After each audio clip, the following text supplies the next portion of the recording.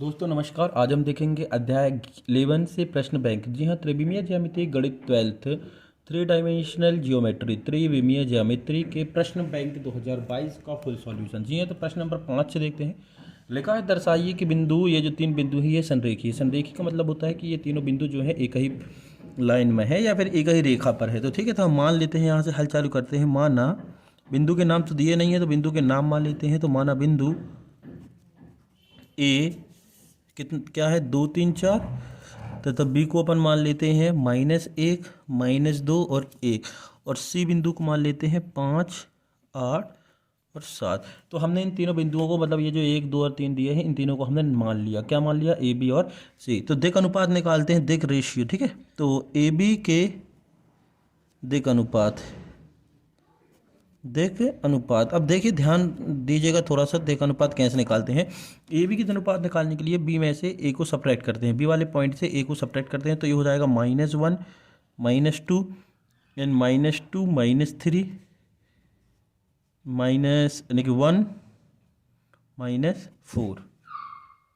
तो दिक् अनुपात होगा, देखो ए बी की दिक् अनुपात निकालना है तो ध्यान दीजिएगा, बी से ए को सब्ट्रैक्ट करना है, बी से ए को सब्ट्रैक्ट करना है। तो ये हो जाएंगे आपके, देखो ये हो जाएगा -3, ये हो जाएगा -5 और ये हो जाएगा -3। तो ये हो गए आपके -3 -5 और -3। इस तरीके से आप बी सी के, अभी हमने ए बी का निकाले हैं, हम बी सी के दिक् अनुपात निकाल लेते हैं। तो बी सी के दिक् अनुपात हो जाएंगे, बी सी के दिक् अनुपात, जी हाँ, बी सी के दिक् अनुपात मतलब सी वाले से बी को सब्ट्रैक्ट करना है, सी से बी को सब्ट्रैक्ट करना है। तो देखो हम करते हैं 5 + 1, ये देखो 5 और माइनस पहले से, तो माइनस माइनस प्लस, 8 + 2 और 7 - 1, 7 - 1। तो देखो यहाँ पर क्या हुआ आपका, ये हो गया आपका 6, ये हो गया आपका 8 और 2 10, और ये हो गया 7 में से 1 गए तो 6 हो गया ना, 6। अब यहाँ पर ध्यान दीजिएगा, तो 6 10 और 6, ये हो गया आपके बीसी के दिक् अनुपात। अब यहाँ पर एक बात याद रखिएगा थोड़ा सा, यहाँ पर से देखो, जैसे हम बात करें कि ये क्या है, ए बी है, क्या है, ए बी है, और इन दोनों से हम -2 कॉमन ले लें। क्या ले लें? -2 कॉमन ले लें, या -2 का गुणा कर दे। तो ये देखो, ये हो जाएगा आपका, आपका हो जाएगा ये -3, ये हो जाएगा -5, ये हो जाएगा -3। भाई इन सब से हमने यदि माइनस बाहर ले लिया तो ये देखो -3 बचेगा, ये -5 बचेगा, -3, तो माइनस माइनस प्लस हो जाएगा। देखो 3 दूनी 6, 2 पंचे 10 और 2 तिहाई 6 हो गया, वो माइनस माइनस प्लस। तो यहाँ पर देखिए, ए बी जो वैल्यू है वे ए बी के बराबर है। भाई ये जो -3 -5 और -3 था, वो क्या है? ए बी के दिक् अनुपात है। तो ये दोनों कैसे हैं? बराबर है, मतलब समांतर है। तो इस प्रकार हम कह सकते हैं, कभी भी यदि मान बराबर होते हैं तो हम कह सकते हैं कि ये समांतर हैं। कैसे हैं? इस प्रकार ए बी और बी सी, ए बी और बी सी परस्पर समांतर हैं। कैसे हैं? समांतर हैं।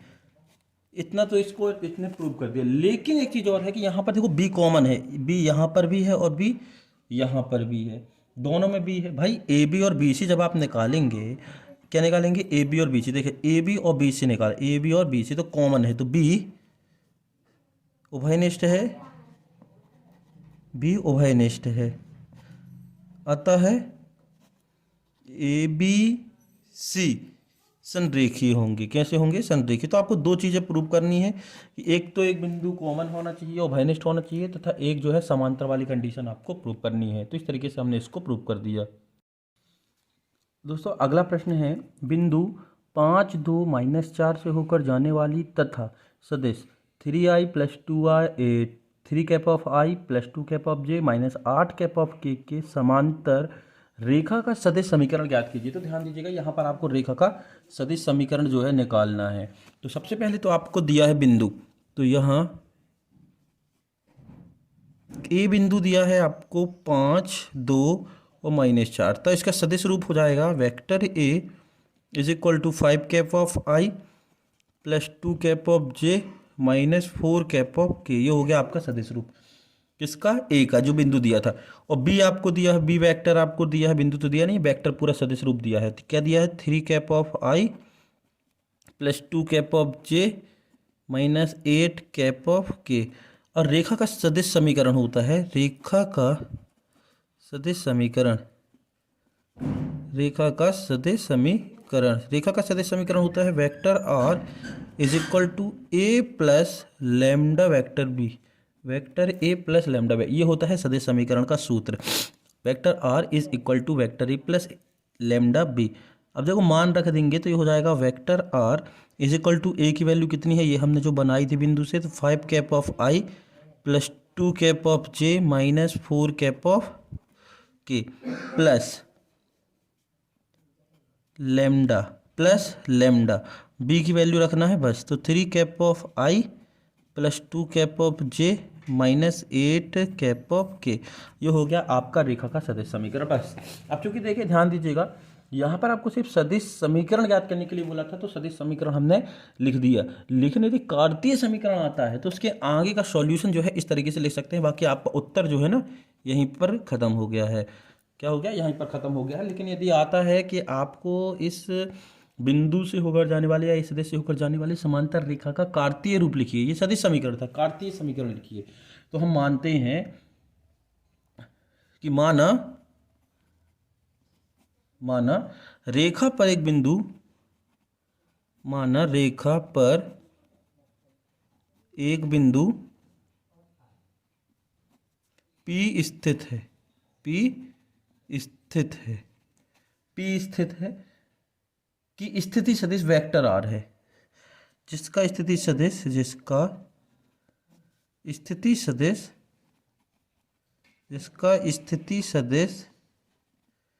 वेक्टर आर है।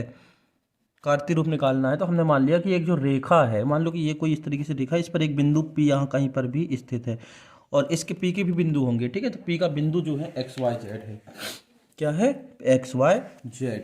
तो स्थिति सदिश उसका हमने वेक्टर आर मान लिया, तो ये हो जाएगा आपका x कैप ऑफ आई सदिश रूप में यदि लिखेंगे plus y cap of J plus z cap of के, और वेक्टर आर हमने इसका स्थिति सदिश माना था, और वेक्टर आर की वैल्यू हमने यहाँ से रख सकते हैं ना, जो हमने निकाली है।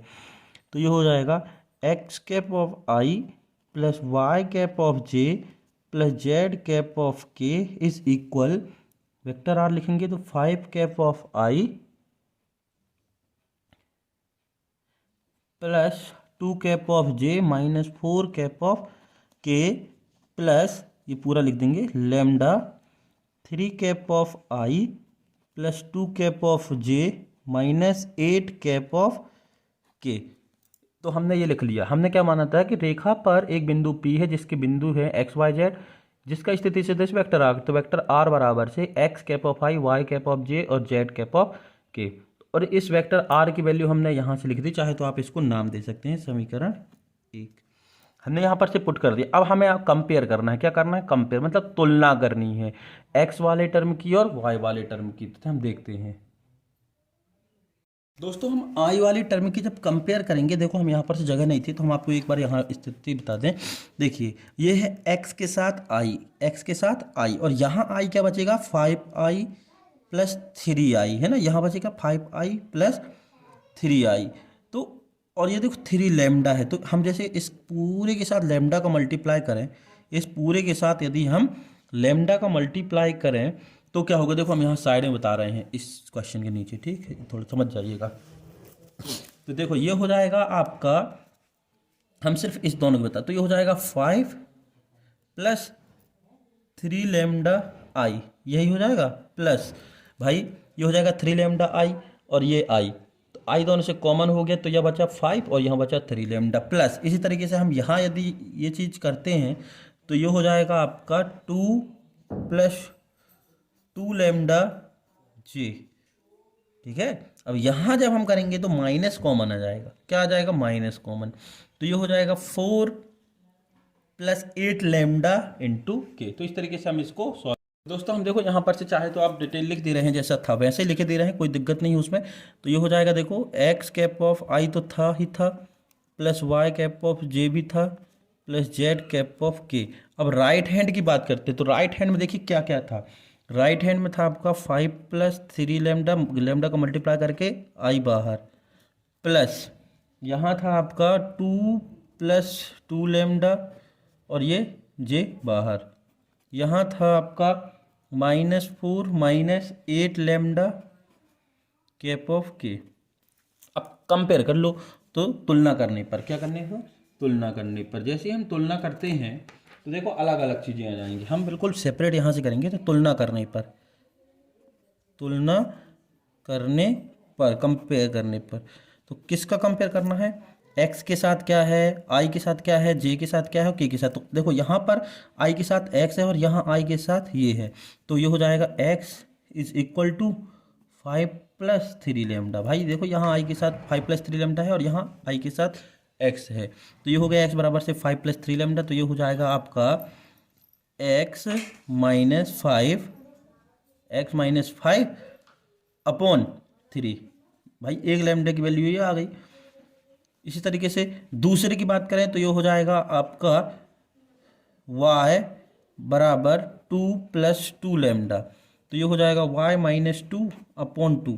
लेमडा अपन अलग निकाल रहे हैं, ठीक, ध्यान रखिएगा लेमडा की वैल्यू। तीसरे की वैल्यू आएगी आपकी z is equal to -4 -8 lambda. तो ये हो जाएगा z प्लस 4 अपॉन -8। ये माइनस का इस तरफ गए तो प्लस, और ये माइनस लेमडा था इनटू में आया तो ये हो गया। तो देखो 3 वैल्यू आ गई लेमडा की। हम यहाँ पर हाईलाइट कर दे रहे हैं, आपको हाईलाइट नहीं करना है, हमने सेपरेट सेपरेट बता दिया जिससे आपको समझ में आ जाए कि ये हो क्या रहा है। तो ये देखिए ये आ गया आप पहला, ये आ गई आपकी दूसरी। अब हम इसको क्या है कार्तीय रूप में लिख रहे हैं दोस्तों। वहाँ पर क्या है अपन ने सदिश रूप में लिखा था, जो प्रश्न पूछा था उसके आगे अपन ने थोड़ा सॉल्व कर लिया है, तो समीकरण को कार्तीय रूप में लिख सकते हैं। तो ये तीनों वैल्यू हमने निकाल ली है, तो आपका समीकरण हो जाएगा कार्तीय रूप में x minus 5 upon 3 equal y minus 2 upon 2 equal z plus 4 upon -8। ये आपका आंसर। तो ये हो जाएगा आपका कार्तीय रूप। प्रश्न नंबर 7 है, बिंदुओं -1, 0 और 2 तथा से 3, 4 और 6 से होकर जाने वाली रेखा का सदिश समीकरण ज्ञात कीजिए। तो बिंदुओं के नाम नहीं दिए हैं, तो हम बिंदुओं के नाम मान लें। माना बिंदु ए को हमने ले लिया -1, 0 एंड 2 तथा बी को ले लिया हमने 3, 4 और 6। स्थिति सदिश मान लिया हमने इनकी स्थिति सदिश, ठीक है। बिंदुओं की स्थिति सदिश हो जाएंगे स्थिति सदिश वेक्टर ए और वेक्टर बी है, ये सब मानने में चल रहा है। Let the point A and B in the vector है, पोजीशन वेक्टर्स जाएंगे, स्थिति सदिश जो हो जाएंगे vector A and vector B. तो इसको हम लिख सकते हैं vector A is equal to -i। अब जीरो से कोई मतलब है नहीं है, तो डायरेक्ट ये हो जाएगा 2 कैप ऑफ के। वेक्टर बी की बात करें तो वेक्टर बी हो जाएगा आपका 3 cap of I plus 4 cap of J plus 6 cap of के। 6 कैप ऑफ के, पहला आई फिर दूसरा जे फिर तीसरा के। यहाँ पर देखिए या 0 है तो 0 जे वाला टर्म हमने लिखा ही नहीं है, ठीक। अब हमारा स्थिति सदिश क्या होता है, स्थिति सदिश होता है हमारा vector R is equal to vector A plus lambda B minus A, lambda vector B minus vector A. ये हमारा सूत्र होता है जो हमें निकालना है सदिश। रेखा का सदिश समीकरण vector R is equal to vector A plus lambda B minus A. तो देखो ए तो है, बी भी है, लेकिन हमें क्या चाहिए बी माइनस ए, तो बी माइनस ए हम निकाल लेते हैं। तो बी माइनस ए मतलब बी से ए को घटाना है, तो बी क्या है आपका 3 cap of I plus 4 cap of J plus 6 cap of K minus cap of I plus 2 cap of के।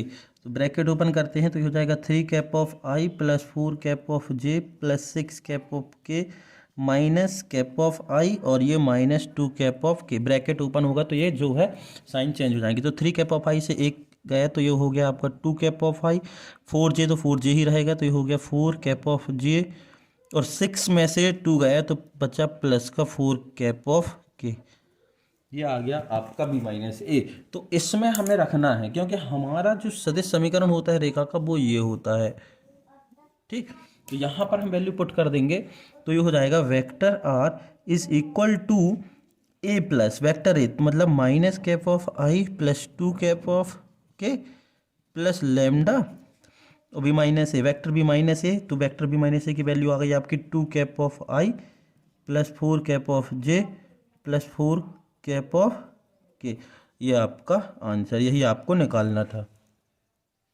दोस्तों थोड़ा सा ध्यान दीजिएगा, थोड़ी सी गलती हो गई। देखिए ये जो वेक्टर ए है, वेक्टर ए में माइनस कैप ऑफ आई था और हमने कैप ऑफ आई नहीं लिखा था, तो यह माइनस लगा लीजिएगा। जब ये माइनस होगा ओपन होगा तो ये हो जाएगा प्लस। तो 3 और एक और आई, तो कितना हो जाएगा 4i। कितना हो जाएगा 4i। तो ये कितना हो जाएगा 4i।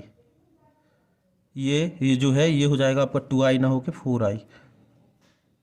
यहाँ नहीं होगा, सॉरी, यहाँ पर तो माइनस ही रहेगा, यहाँ नहीं होगा। ठीक, यहाँ पर से थोड़ा देख लीजिएगा। -i plus 2 cap of K plus lambda, ये हो जाएगा 4i plus 4j plus 4k, ये आपका आंसर।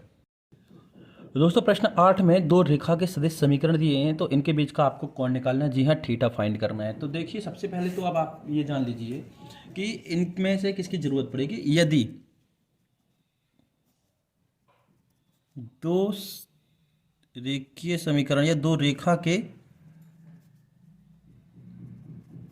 समीकरण निम्न हो, कैसे हो, निम्न इस तरीके से। तो पहला हो गया vector R is equal to से a1 प्लस लेमडा b1, और दूसरा हो गया vector R is equal to a2 plus mu b2। ये देखो, ये म्यू हो, आर हो, लेमडा हो, उससे हमें लेना देना नहीं है, ये कोई भी अदिश राशि हो सकती है। तो ध्यान रखिए पहले समीकरण का लेमडा के साथ जो गुणांक होगा वो b1 कहलाएगा, मतलब ये वाला, और दूसरे समीकरण का म्यू के साथ जो मल्टीप्लाई या गुणांक या कॉफिशिएंट होगा वो होगा b2। क्या होगा b2। तो आपको इन दोनों के बीच का जो है क्या निकालना है, आपको इन दोनों के बीच का निकालना है कोण। यहाँ तुलना जब करोगे तो ये समीकरण आपको हल में उतारना है, ठीक, और फिर उसके बाद इस ये जो व्यापक रूप है, जनरल फॉर्म है, इससे कंपेयर करना है। तो b1 हो जाएगा आपका, क्या हो जाएगा, b1 हो जाएगा 3 cap of I plus 2 cap of J plus 6 cap of के।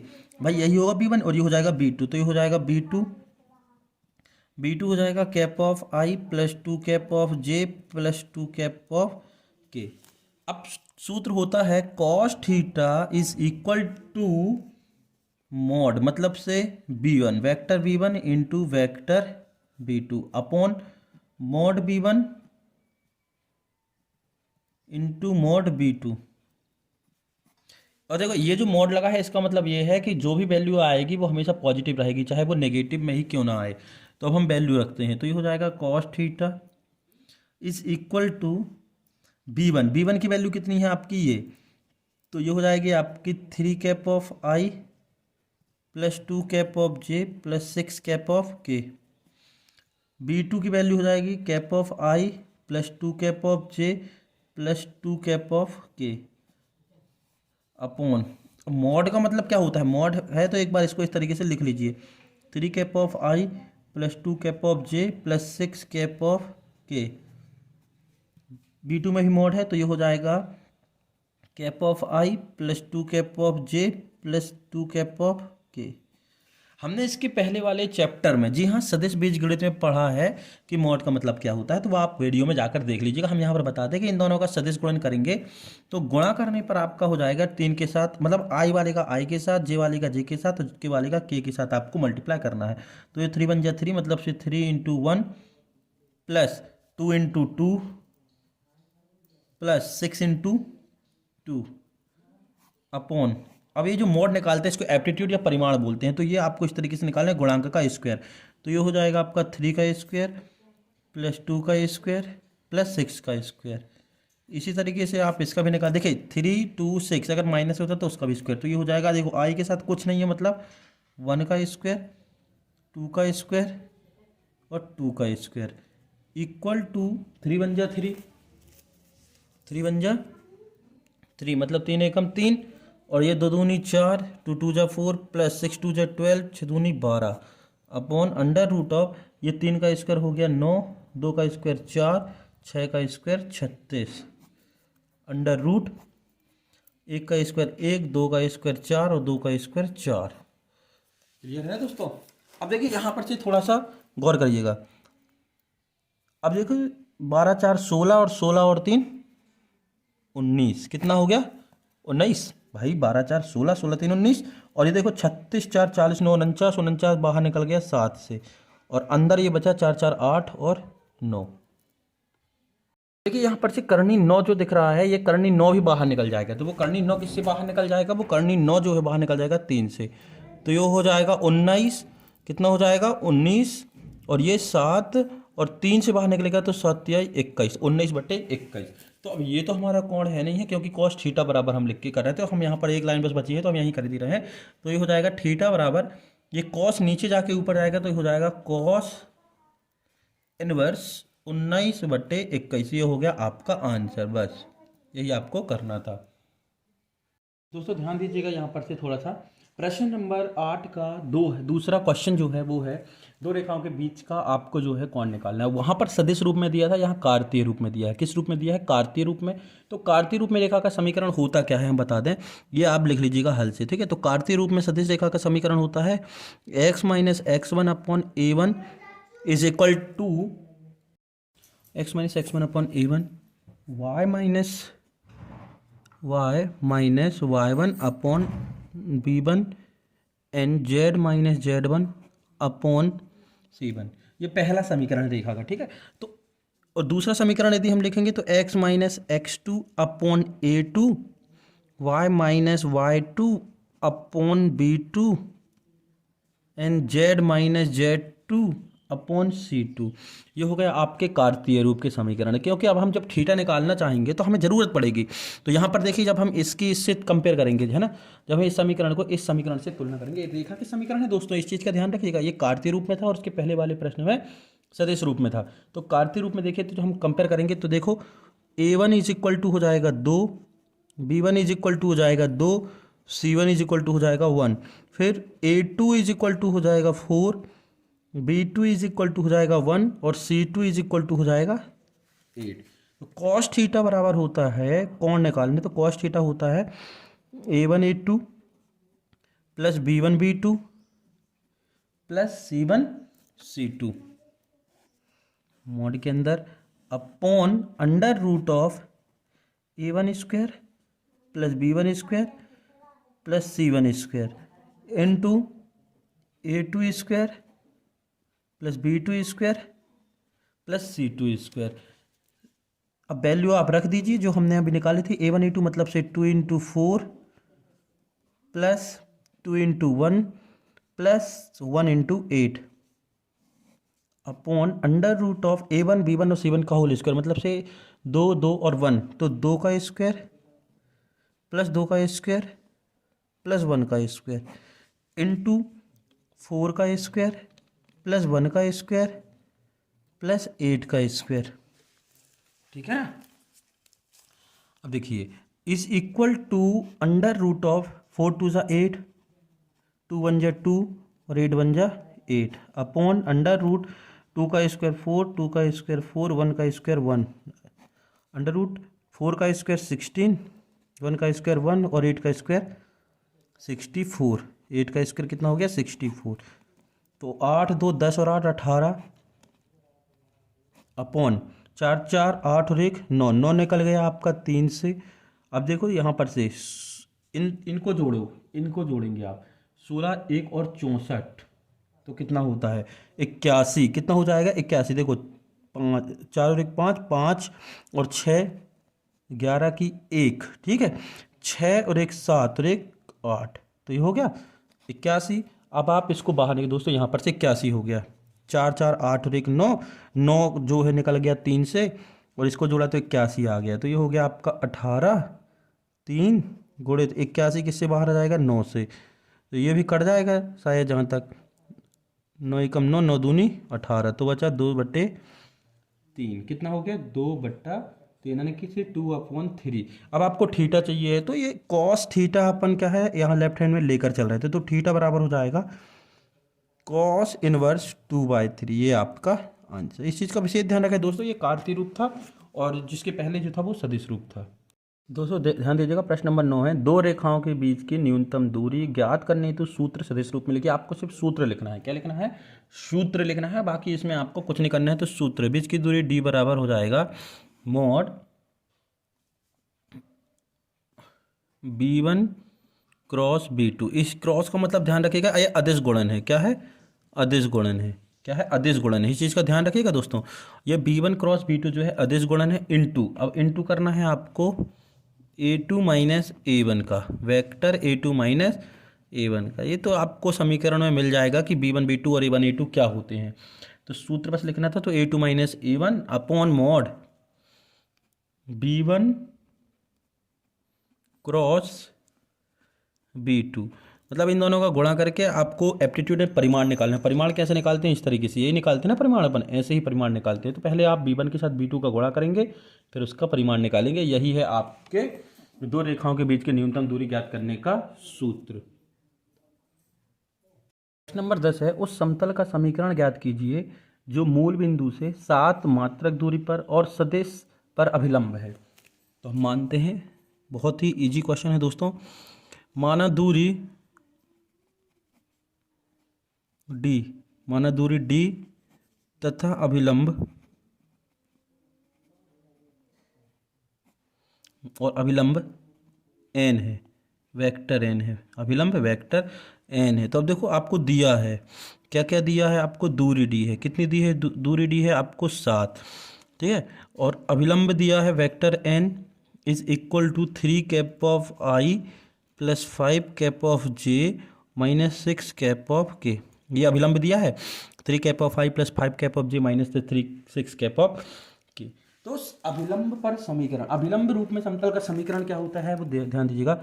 अभिलंब रूप में समतल का समीकरण जो आपको निकालना है, तो अभिलंब रूप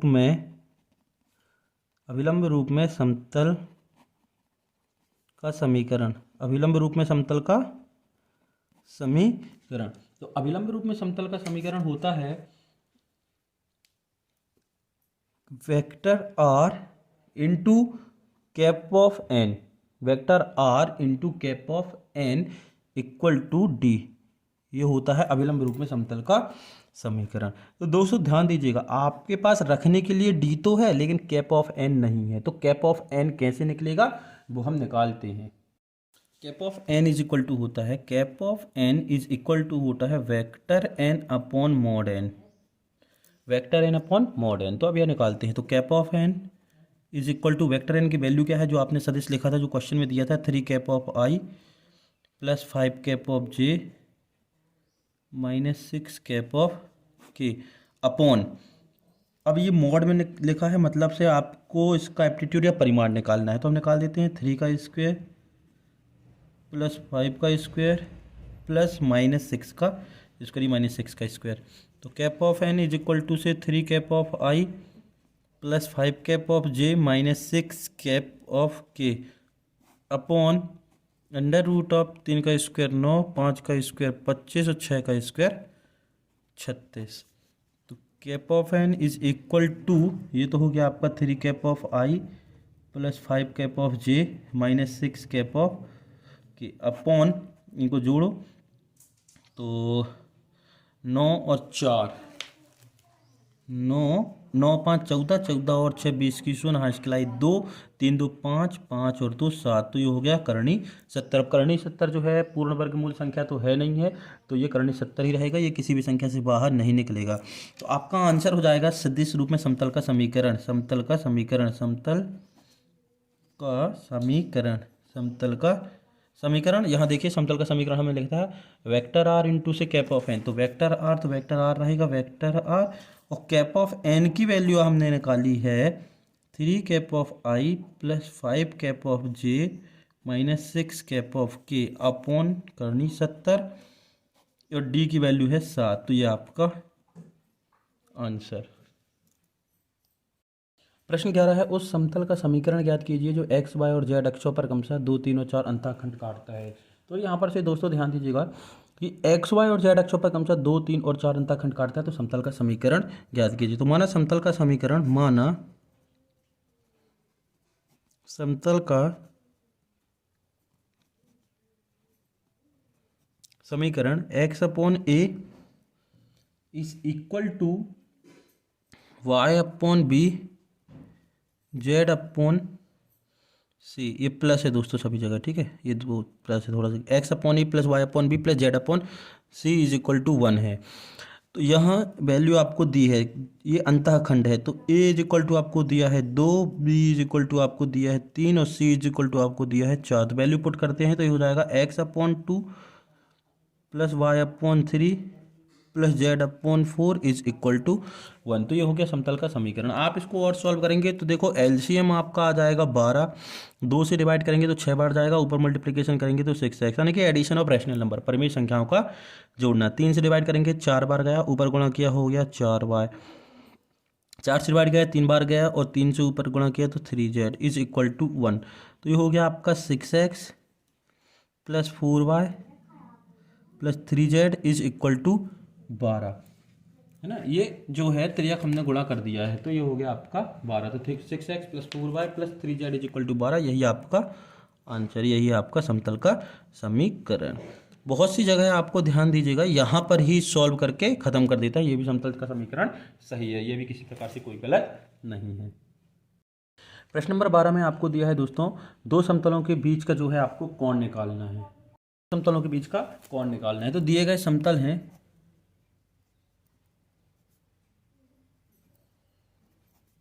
दिए गए समतल हैं, पहला समतल है 3x minus 6y plus 2z is equal to 7 और दूसरा है आपका 2x plus 2y minus 2z is equal to 5। ये दिए गए समतल है, इन दोनों के बीच का आपको कोण निकालना है। तो सबसे पहले तो एक चीज़ याद रखिएगा, माना दिए गए समतल हैं, माना दिए गए समतल हैं, कंपेयर करते हैं मानक रूप से, दिए गए समतल हैं। मानक रूप क्या होता है जिससे आपको दिक्कत नहीं होगी, तो ये जो माना r n1 is equal to d1 पहला हो गया और दूसरा हो गया r n2 is equal to d2, ये बीच की, ये तो d1 d2 दूरी है, तो वेक्टर r n1 और vector r n2 is equal to d2, दो समतल हो गए। तो जब आप तुलना करेंगे, इन दोनों से तुलना करेंगे, तो यहाँ पर देखिए यदि यहाँ पर r नहीं है, ठीक है, यहाँ पर आपको r नहीं दिख रहा है तो आप इसको इस तरीके से लिख सकते हैं, तो इससे कोई फर्क पड़ने वाला है नहीं है। ये r, तो देखिए r n1 r n2, तो n1 हो जाएगा आपका, ये चीज़ अच्छे से ध्यान रखिए, n1 हो जाएगा आपका 3x minus 6y plus 2z तथा n2 वेक्टर n2 हो जाएगा आपका 2x plus 2y minus 2z, यही होगा ना। देखिए दोस्तों, दिए गए समीकरण ये हैं, माना दिए गए समतल के मानक रूप या दिए गए समतल के समीकरण है r n1 is equal to d1, r n2 is equal to d2। तो यहाँ पर से कंपेयर करोगे, जब तुलना करोगे पहले दूसरे समीकरण की, इसको चाहो तो पहला समीकरण नाम दे सकते हैं और इसको चाहो तो दूसरा समीकरण, और ये मानक रूप हो गए। तो n1 हो गया 3x minus y plus 2z और n2 हो गया 2x plus 2y minus 2z। तो ये दी है, तो थीटा निकालना है हमें, तो कॉस थीटा बराबर होता है, फॉर्मूला है मॉड। इस मॉड की हमने आपको एक चीज़ बात बताई है कि इस मॉड का मतलब है कि अंदर कैलकुलेशन में यदि माइनस आता है तो वो हमेशा प्लस रहेगा, इसलिए जो मोड है लगा हुआ है। तो vector n1 into vector n2 upon इनके परिमाण, vector n1 into vector n2, ये परिमाण। तो अब हम यहाँ पर वैल्यू रखते हैं, तो ये हो जाएगा cos theta is equal to vector n1 क्या है आपका, देखो 3x minus 6y plus 2z into vector n2 क्या है 2x plus 2y minus 2z। परिमाण निकालना है तो ये इस तरीके से लिख सकते हैं आप इसको, 3x minus 6y plus 2z, ठीक है, into 2x plus 2y minus 2z।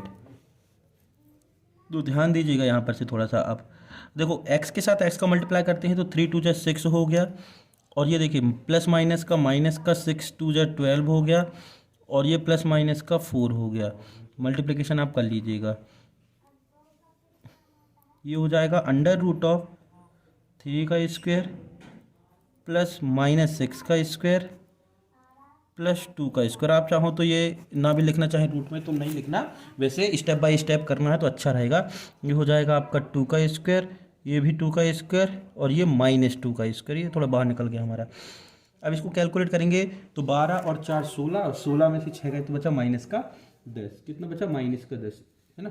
तो ये देखिए माइनस का 10 अपॉन 3 का स्क्वायर हो गया आपका 9, 6 का स्क्वायर हो गया आपका 36 और 2 का स्क्वायर हो गया आपका 4 अंडर रूट। ये हो गया 2 का स्क्वायर 4, ये हो गया 2 का स्क्वायर 4, ये हो गया 2 का स्क्वायर 4। और आगे इसको सॉल्व करते हैं तो ये -10 जो दिख रहा है ना, अभी रहने दीजिएगा, अभी बाहर नहीं निकालना है। जब निकालेंगे तो पॉजिटिव हो जाएगा, मोड से बाहर निकालेंगे तो देखो 36 और 4, 40 और 9 49, तो ये हो गया आपका करनी 49। और इनको जोड़ो तो 4 4 8 4 12, 12 कितना हो गया 12। यहाँ पर आप चाहो तो डायरेक्ट निकाल सकते थे आप उनको, कोई बात नहीं। तो ये हो गया 12। अब देखिए यहाँ पर से थोड़ा सा और बचा है दोस्तों, हमने इसको निकाल लिया मोड से बाहर। तो जैसे ही देखो ये जो -10 दिख रहा है, जैसे ही मोड से बाहर निकलेगा तो ये हो जाएगा 10। मोड का मतलब ये होता है कि वो हमेशा पॉजिटिव वैल्यू लेकर चलता है, ठीक है। अब ये जो 49 से बाहर निकलेगा फिर से 7 से, ये 7 से बाहर निकला। अब ये 12, ये जो 12 दिख रहा है आपको, ये जो करनी 12 दिख रहा है, ये भी बाहर निकलेगा, ठीक है। इसको आप तोड़ लीजिएगा तो ये हो जाएगा आपका 2 करनी 3, ये 2 करनी 3। तो ये तो था हमारा कॉस थीटा, तो कॉस थीटा बराबर से 10 बटे 7 दूनी 14 करनी 3, 14 करनी 3। इसको और यदि आपको कैंसिल करना है तो आप इसको और कैंसिल कर सकते हैं। तो कैंसिल करना है तो आप इसको कैंसिल करिए, कैंसिल हो जाएगा। तो ये 2 पंचे 10 और 2 सत्ते 14, तो ये हो गया आपका कॉस थीटा बराबर 5 बटे 7 करनी 3। और ये आपका आंसर हो सकता है। लेकिन एक चीज़ याद रखिएगा दोस्तों, आपको आंसर में क्या मिलेगा, कभी भी पर आपको बटे में करनी में संख्या दी तो आप उसका हर का परिमीकरण कर दीजिएगा, क्या, रैशनलाइजेशन और डिनोमिनेटर से। तो ये हो जाएगा आपका cos theta is equal to 5 करनी 3, करनी 3 का ऊपर और नीचे मल्टीप्लिकेशन करते हैं तो ये हो जाएगा 7 करनी 3 इंटू करनी 3। देखो करनी 3 और करनी 3 का हम हर का परिमीकरण कर रहे हैं, तो नीचे वाली संख्या का जो है ऊपर नीचे हम मल्टीप्लिकेशन कर रहे हैं, क्या कर रहे हैं, मल्टीप्लिकेशन कर रहे हैं। तो ये हो जाएगा आपका 5 करनी 3 और ये हो जाएगा आपका 7 गुणित 3, करनी 3 इंटू करनी 3 इज इक्वल टू 3।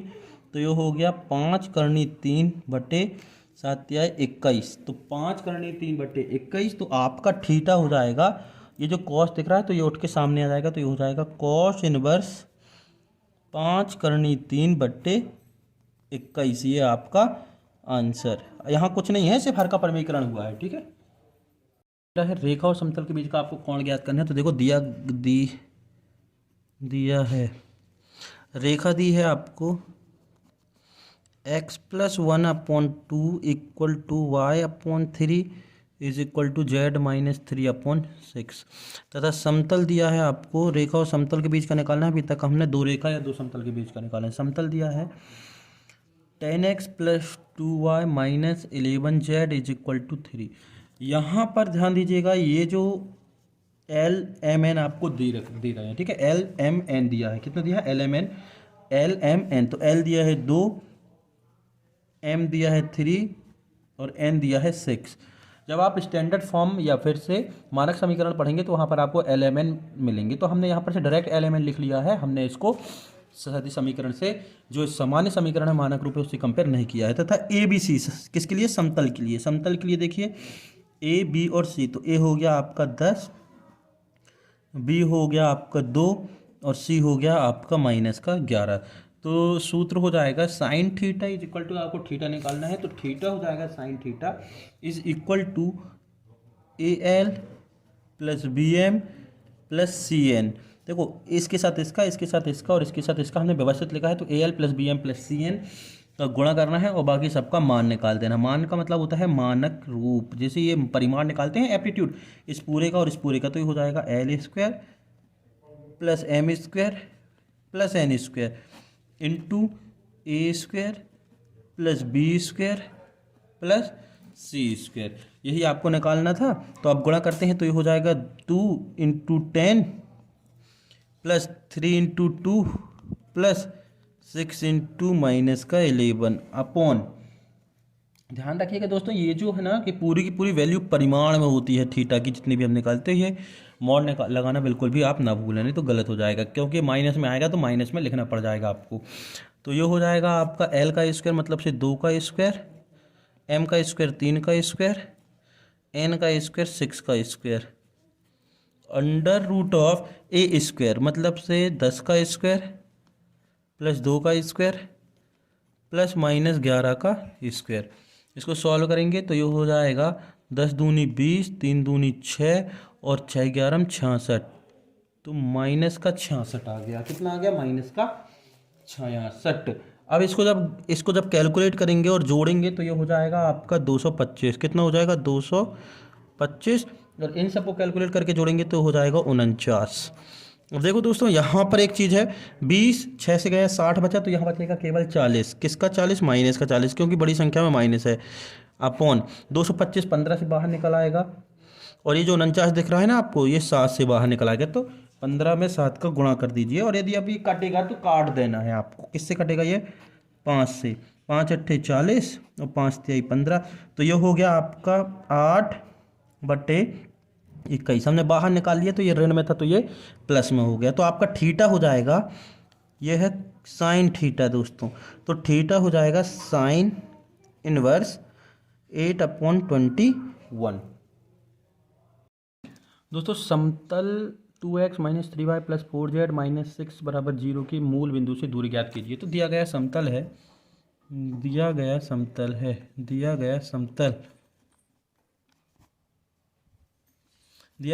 आप लिख सकते हैं 2x - 3y + 4z = ये माइनस का 6 इस तरफ लिखेंगे तो हो जाएगा प्लस का 6। इसको नाम दे दिए समीकरण ए। इसके दिक् अनुपात हैं, इसके दिक् अनुपात देखिए, ध्यान दीजिएगा अच्छे से। इसके दिक् अनुपात हैं 2 - 3 और 4। दिक् अनुपात क्या है? 2 - 3 और 4। तो दिक् कोसाइन हो जाएंगी। दिक् अनुपात जो है ए बी से इंडिकेट करते हैं, तो हम इसको यहाँ पर लिख दे रहे हैं ए बी और सी। तो दिक् कोसाइन हो जाएंगे, दिक् कोसाइन